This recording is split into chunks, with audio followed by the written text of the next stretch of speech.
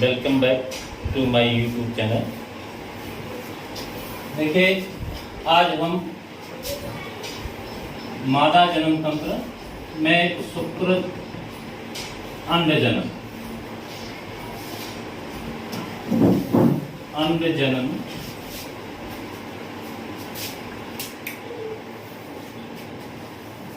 यानी कि process of oogenesis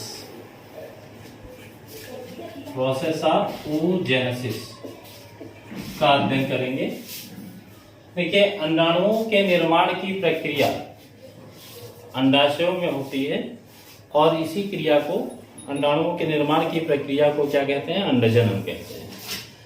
तो formation of ova, formation of ova या ओवम इन ओवरी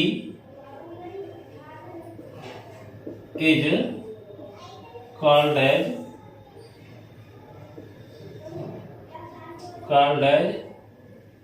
oogenesis। मतलब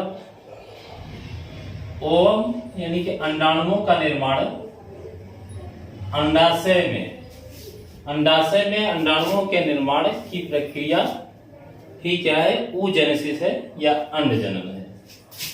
अब अंडजनन की जो प्रक्रिया होती है, इस अंडजनन में देखिए, अंडजन कोशिका, ये शुक्रजन, ये अंडाणुजन कोशिकाएं होती हैं ओवरी में। ये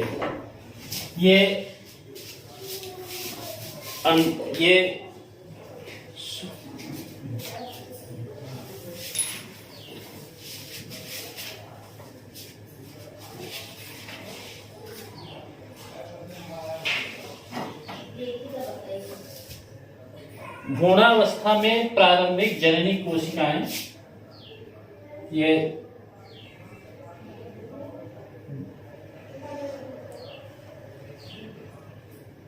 जननी के एपिथेलियम है। जननी कोशिकाएं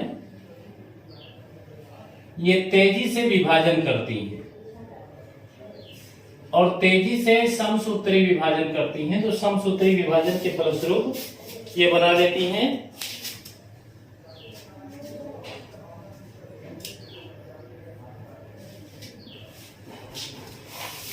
प्रारंभिक जननी कोशिकाएं। ये प्रारंभिक जननी कोशिकाएं हैं। प्रारंभिक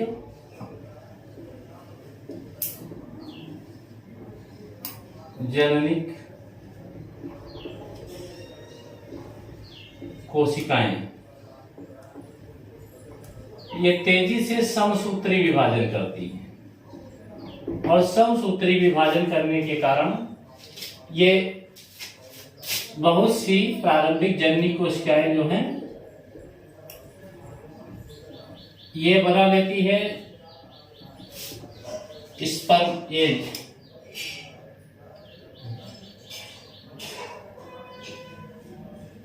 डिंबाणुजन या अंडाणुजन कोशिकाएं बना लेती हैं। ये बनाएंगी अंडाणु जन कोशिकाएं ये। और अंडाणुजन कोशिकाएं, इन्हीं को हम कहते हैं प्राइमोर्डियल, बाद में कहते हैं प्राइमोर्डियल फॉलिकल, प्राइमोर्डियल फॉलिकल, फुटिका।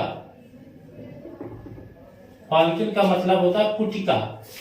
इनकी संख्या भ्रूणावस्था में ही करीब में 7 लाख बनते हैं और ये 7 लाख जो बनती हैं, ये आगे की प्रोसेस में ये लगातार विभाजन करके ये बना लेती हैं प्राइमरी फॉलिकल्स।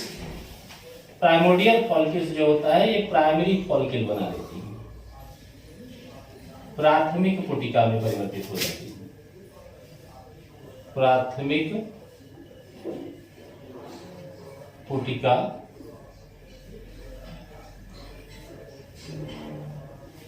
या इसी को कहते हैं प्राइमोर्डियल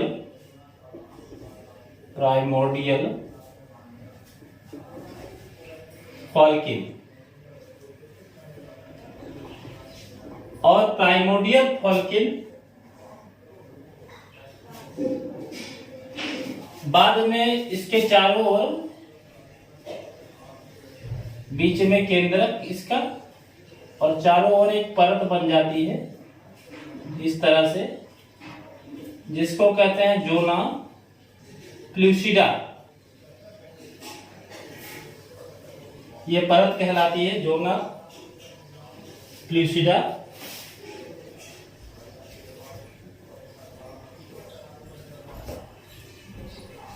जोना प्लूसिडा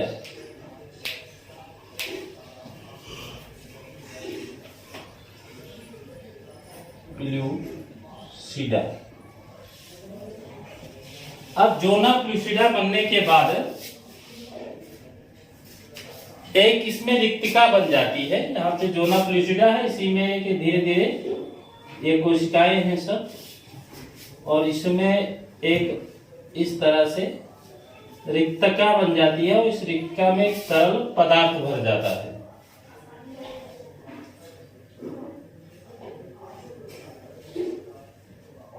तो ये बन जाती है रिक्तिका, फ्लूइड वैक्यूल्स, फ्लूइड वैक्यूल, ये बन जाती है रिक्तिका। और रिक्तिका के बाद ये धीरे धीरे क्या होती है कि ये धीरे धीरे परिपक्व होती हैं, और परिपक्व होने के बाद ये बना लेती है, रिक्तिका धीरे धीरे बड़ी हो जाती है और मैक्सिमम भाग को इसके कवर कर लेती है। अब ये जो मैक्सिमम भाग इसका कवर्ड हो जाता है और ये अंडर कोशिका ये आ जाती है, एक किनारे आ जाती है। इसके चारों तरफ वही जोना प्लूसिडा, ये इस तरह से।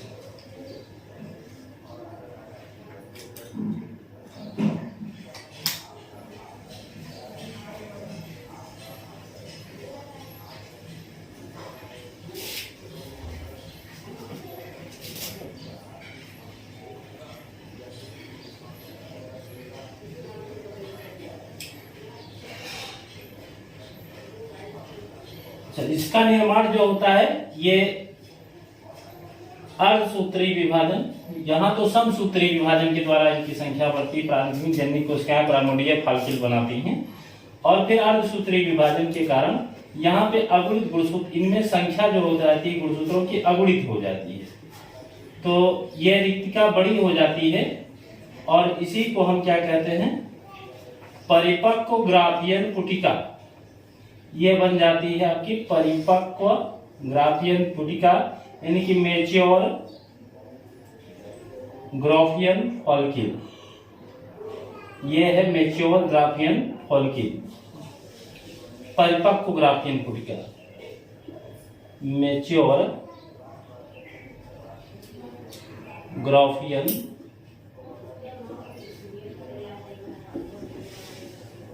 फॉलिकल। अब ये परिपक्व ग्राफियन फॉलिकल जो है ये तैयार हो जाती है किसके लिए, अंडोत्सर्ग क्रिया के लिए, और ये है इसका ओवम इसमें। तो अंडोत्सर्ग क्रिया में क्या होता है कि ये परिपक्व ग्राफियन पुटिका जो है ये फट जाती है, तो इसके फटने की क्रिया को ही हम क्या कहते हैं, अंडोत्सर्ग या ओवुलेशन प्रोसेस कहते हैं। तो ये जाएगी फट, और इसके फटते ही एक ओवम, ये वाली रचना जो है ये बाहर निकल आती है।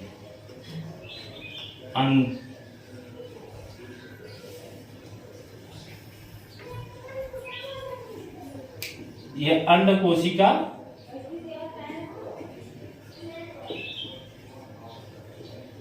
कोशिका या इसी को ओवम कहते हैं, ये बाहर निकल आती है।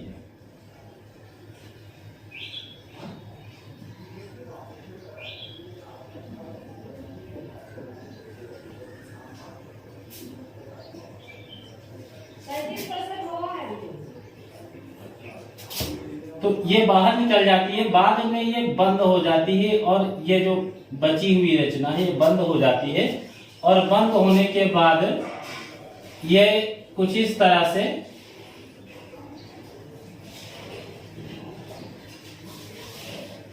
परिवर्तित हो जाती है और इसको हम तब कहते हैं कार्पस ल्यूटियम। इसको कार्पस ल्यूटियम कहते हैं। कार्पस ल्यूटियम ये एक पीले रंग की अंतःस्रावी ग्रंथि की भांति व्यवहार करती है। मतलब कार्पस ल्यूटियम जो है ये पीले रंग की अंतःस्रावी ग्रंथि का कार्य करती है और इसके अंतःस्रावी होने के कारण अंतः देखिए दो तरह की ग्रंथियां होती हैं शरीर में, एक होती है बहिस्रावी ग्रंथियां और एक अंतःस्रावी ग्रंथियां। बहिस्रावी ग्रंथियां जैसे आपका है पैंक्रियाज, अग्नाशय और पित्ताशय, ये सब बहिस्रावी ग्रंथियां ये अपने स्राव को नलिकाओं के माध्यम से गंतव्य स्थानों तक पहुंचाती हैं। जबकि अंतःस्रावी ग्रंथियां होती हैं ये नलिका विहीन होती हैं और नलिका विहीन होने के कारण ये अपने स्राव को सीधे मुक्त कर देती हैं और वो स्राव उचित स्थान पर रक्त या किसी अन्य माध्यम से, तरल माध्यम से अपने आप पहुंचता है। तो ये नलिका विहीन ग्रंथियां होती हैं। इसके द्वारा टीके 3 हार्मोन निकलते हैं। ये जो आपका कार्पस ल्यूटियम है ये 3 हार्मोन निकालता है। पहला हार्मोन है प्रोजेस्टेरॉन। प्रोजेस्टेरॉन हार्मोन निकालता है। ये प्रोजेस्टेरॉन हार्मोन जो है ये जब अंडोत्सर्ग क्रिया होती है, अंड कोशिका ये बाहर निकलती है, तो अंड कोशिका फैलोपियन नलिका के इन्फंडिबुलम से होते हुए फैलोपियन नलिका यानी कि गर्भाशयी नलिका में प्रवेश कर जाती है। और जैसे ही गर्भाशय नलिका में प्रवेश करती है तो प्रोजेस्टेरॉन हार्मोन क्या करता है कि प्रवेश करने के बाद निषेचन प्रक्रिया के उपरांत जो द्विगुणित रचना युग्मनज बनती है उस युग्मनज को क्या करता है प्रोजेस्टेरॉन हार्मोन गर्भाशय में स्थापित करने में सहायता करता है, यानी कि निषेचित अंडाणु को गर्भाशय में मजबूती प्रदान करता है। तो ये पहला तो कार्पस ल्यूटियम से तुरंत प्रोजेस्टेरॉन निकलने लगता है। दूसरा हार्मोन जो निकलता है वो होता है oestrogen. Oestrogen hormone corpus luteum से ये दुख वैसे 3 निकलते हैं। एक निकलता है इनहिबिलिन,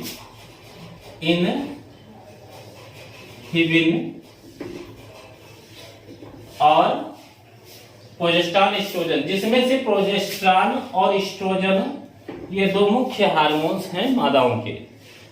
तो इनको मादा हार्मोन भी कहते हैं, हम कहते हैं। और एक हार्मोन और निकलता है इसमें रिलैक्सिन। रिलैक्सिन हार्मोन निकलता है। ये इस तरह से आपके कौन कौन हार्मोन निकलेंगे कार्पस ल्यूटियम से? प्रोजेस्टेरॉन, एस्ट्रोजन और रिलैक्सिन, इनहिबिन, ये 4 हार्मोन निकलते हैं। और इसमें से प्रोजेस्टेरॉन का काम होता है गर्भधारण यानी कि प्रेगनेंसी को मजबूत करना। इसकी बढ़ी हुई मात्रा बाद में यूरिन के साथ बाहर निकल आती है, जिससे प्रेगनेंसी टेस्ट में सहायता मिलती है। तो ये हो गया ये पूरा स्ट्रक्चर जो है ये क्या है oogenesis, अंडाणु जनन की किस तरह से अंडाशय में अंडाणुओं का निर्माण होता है। अब दूसरी बात है रजोस्राव।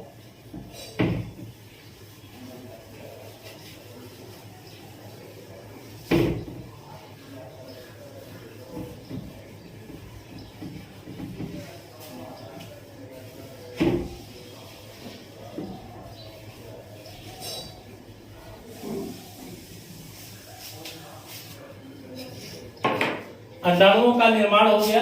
तो ये संपूर्ण क्रिया जो अंडाणुओं का निर्माण होती है इसी को हम इसको एक साइकिल में बना देते हैं, जिसको हम क्या कहते हैं मासिक स्राव। मासिक स्राव या रजोधर्म। मेंस्ट्रुअल साइकिल, इसको कहते हैं मेंस्ट्रुअल साइकिल, या शॉर्टकट में MC। देखिए अंडाणुओं का निर्माण भी हमने बताया कहाँ होता है, ये अंडाशयों में होता है। और अंडाशय जो होते हैं ये बादाम की गिरी जैसी रचनाएं होते हैं जो गर्भाशय के दोनों ओर स्थित होते हैं। तो ये अंडजन कोशिकाएं हैं, जर्मिनल एपिथेलियम है जो अंडजन कोशिकाएं बनाएंगी। ये अंडाशय है।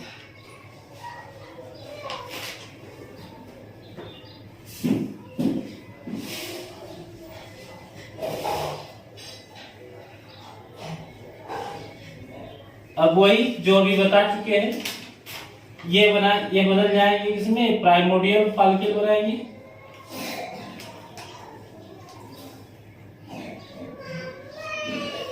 ये प्राइमोडियल फॉलिकल बना लेंगे।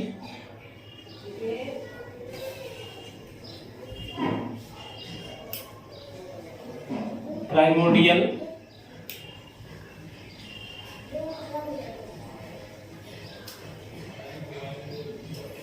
फॉलिकल, और ये प्राइमोडियल जो फॉलिकल बनेंगी, ये अभी बताया कि बाद में परिपक्व होने के ये गुणन प्रवस्था में जाएंगी। गुणन प्रवस्था के बाद फेज ऑफ मैच्योरेशन में पहुंचेंगी।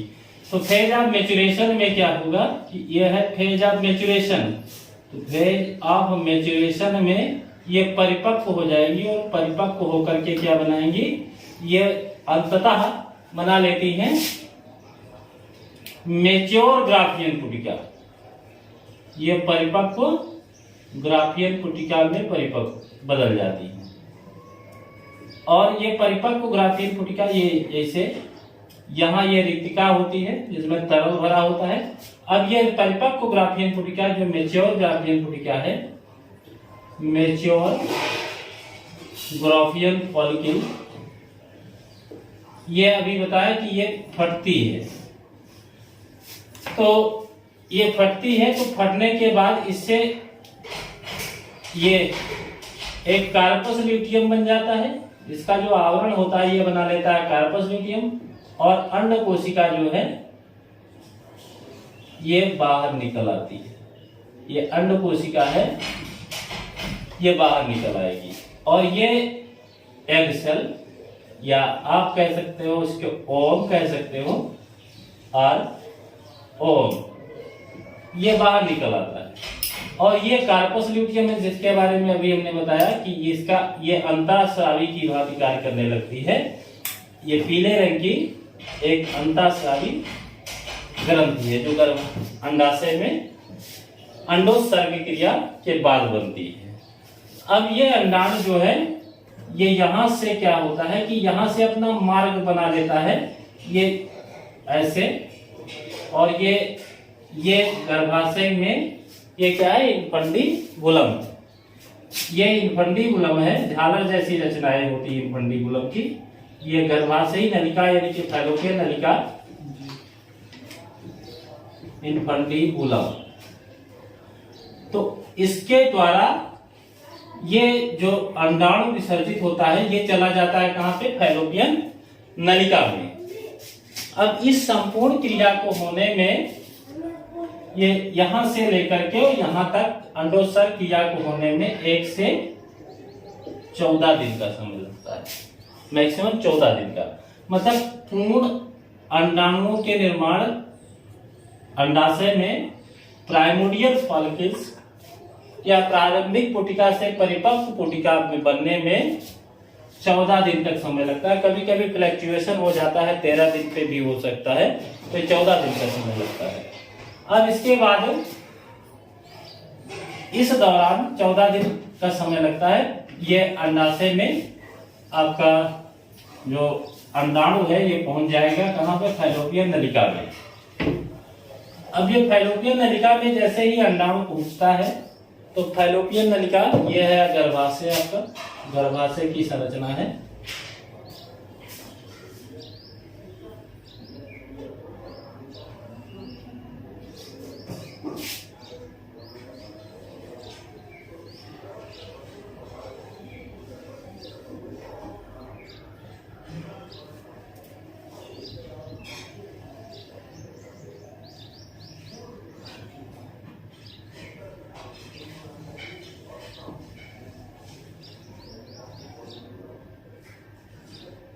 ये अभी जो बताया ये क्या है, इनफंडीबुलम है, इनफंडीबुलम। और दोनों ओर ये इस तरह से ये गर्भाशय है। तो अंडोत्सर्ग क्रिया जब होगी तो ये अंडाणु क्या करेंगे, बाहर निकल करके ये इनफंडीबुलम से आ जाता है फैलोपियन नलिका में। इसको कहते हैं फैलोपियन नलिका या गर्भाशयी नलिका। फैलोपियन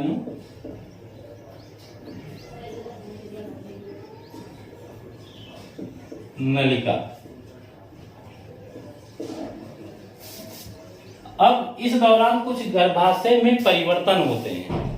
गर्भाशय में हमने बताया था कि 3 परतें होती हैं, पर कौन, एपीमीट्रियम, मायोमीट्रियम और एंडोमीट्रियम।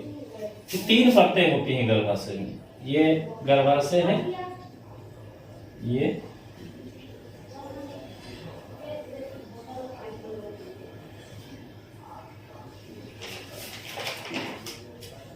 गर्भाशय है। गर्भाशय की दीवारें जो होती है इस बीच में क्या होती, तीनों परतें क्या करती, मोटी हो जाती है।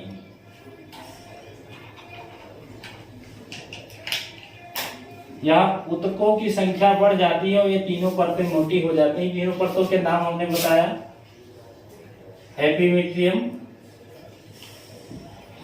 एपीमीट्रियम, दूसरी परत मायोमीट्रियम, मायोमीट्रियम, और तीसरी परत ये होती है एंडोमीट्रियम।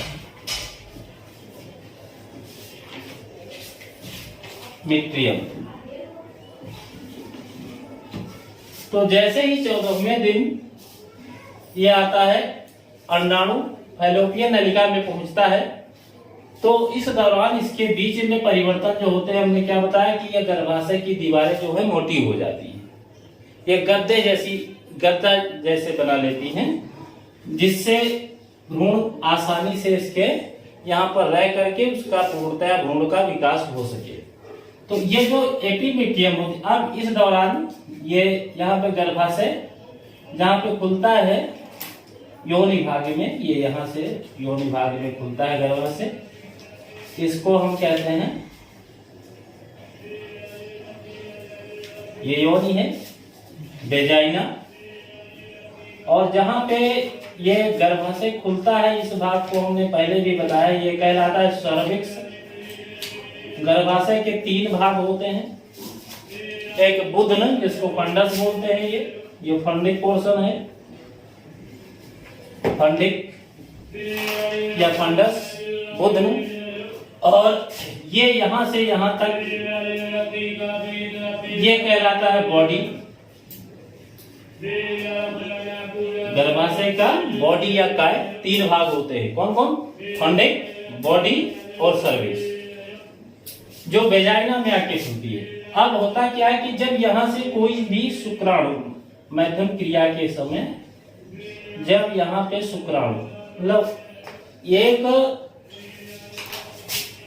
बार में करीब में काफी संख्या में शुक्राणु विसर्जित होते हैं स्खलन के द्वारा, तो लाखों की संख्या में होते हैं, लाखों करोड़ों की संख्या में शुक्राणु होते हैं। ये शुक्राणु अब जब विसर्जित होते हैं मैथुन क्रिया के दौरान, तो ये गर्भाशय से ही अपना मार्ग बनाते हैं, और गर्भाशय से होते हुए ये शुक्राणु ये पहुंचते हैं, इसमें फैलोपियन नलिका में प्रवेश कर जाते हैं। जो शुक्राणु फैलोपियन नलिका में प्रवेश करने के उपरांत अंडाणुओं से मिल जाता है, पहले मिल जाता है, तो यही जो पहले मिलेगा वही क्या करेगा, अंडाणु में प्रवेश कर जाएगा। और हमने बताया था कि शुक्राणुओं में एक टोपी जैसी ऊपर रचना होती है। ये टोपी जैसी रचना का काम होता है कि कुछ केमिकल पदार्थ स्रावित करती है, और इस केमिकल सब्सटेंस के स्राव के कारण गर्भाशय ये अंडाणुओं की जो कला है, जिस स्थान पर ये कांटेक्ट में आता है, संपर्क में शुक्राणु आता है, वो गल जाती है। गलने के कारण ये आसानी से अंडाणु में प्रवेश कर जाता है स्पर्म, और प्रवेश जैसे ही करता है तो इसका कसाव जो होता है फ्लैजुला, ये बाहर रह जाता है, केवल इसका मुख्य भाग हेड पोर्शन ही अंदर जाता है। तो इस रचना को जैसे प्रवेश करता है, बस इसी को हम क्या कहते हैं, प्रोसेस ऑफ फर्टिलाइजेशन। ये क्या हो गया, ये यहां जैसे प्रवेश किया तो ये क्रिया क्या कहलाई, निषेचन।